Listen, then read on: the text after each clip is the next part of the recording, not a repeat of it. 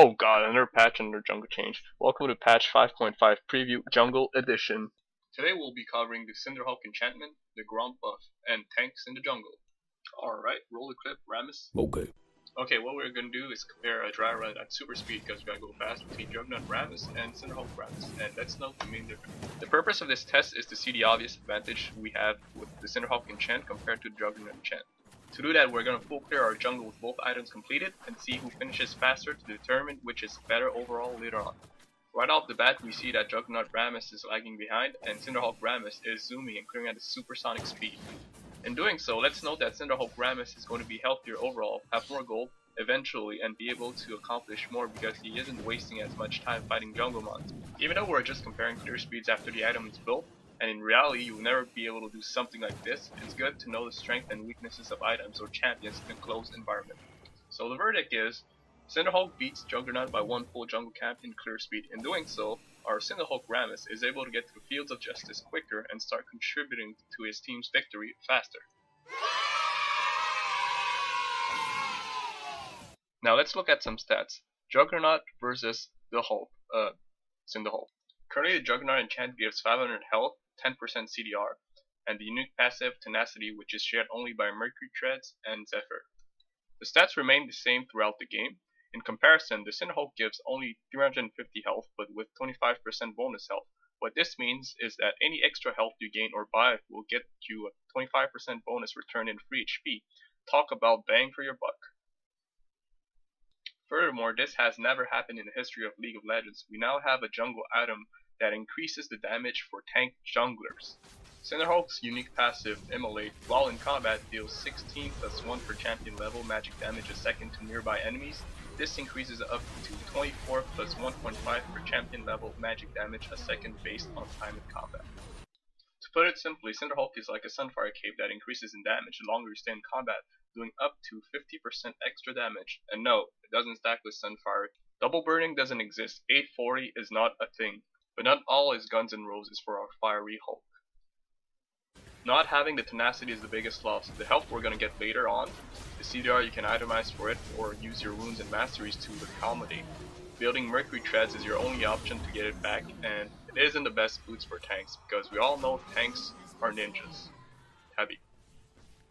But it's a good trade-off, and the Cinderhulk does something that tank junglers never had before, a damaging jungle item, which will help their dueling and clearing tremendously. Is going to be more and more effective the slower the jungler is, and is going to put the slower ones more in line with the quicker ones. On to the Gromp buff. Another change frog squashing its way into the jungle is the Gromp smite buff. It now scales with your maximum health. To put it into perspective, in this clip I have 5,500 health. It deals 270 damage over 3 seconds. What this means is, on top of a new jungle item that gives extra damage to tanks, we now have another buff that deals even more damage.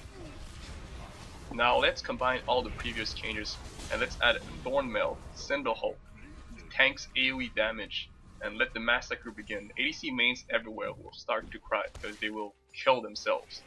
Literally. It looks like this.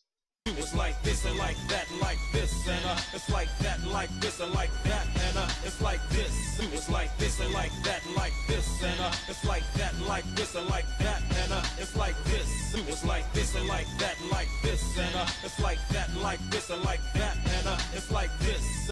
Well, that sure seemed fun for that thing. Let's wrap it up with what we came here for, tanks in the jungle. The future of tank junglers seem bright. It's a step in the right direction, paving the way for tank junglers to have a place in the current meta without feeling too underwhelming or overwhelming. At the same time, not everything will be great for our tanky neighbors because they are still weak in early skirmishes and suffer from early invades. But at the same time, Riot took a strong stance on early games in general and the impact junglers provide early game. It's easy to get right back up if you ever fall behind in the game. In that aspect, tanky junglers will be able to impact the game significantly.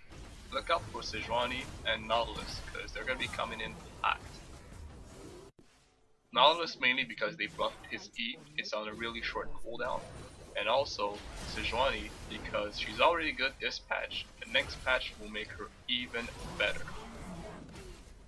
As my closing statement, I leave you this. To all you tank mains out there, don't be a sad mummy. This time for us to terrorize the voided jungle. We shall go where we please, a happy hour for assault. We will be an unstoppable force except by the nerf hammer. But for this eve of 5.5, all you meta junglers shall feel the Titan's wrath. We shall consume your tears as we render your damage absolute zero. But be prepared for tremors and rolling thunder about to be unleashed. United we stand, tank junglers shall rule for this one patch, under our one true Freljord wing. And also, Riot, please, for love of God, nerf Nidalee. She's a stupid, OP ass. Ciao ciao.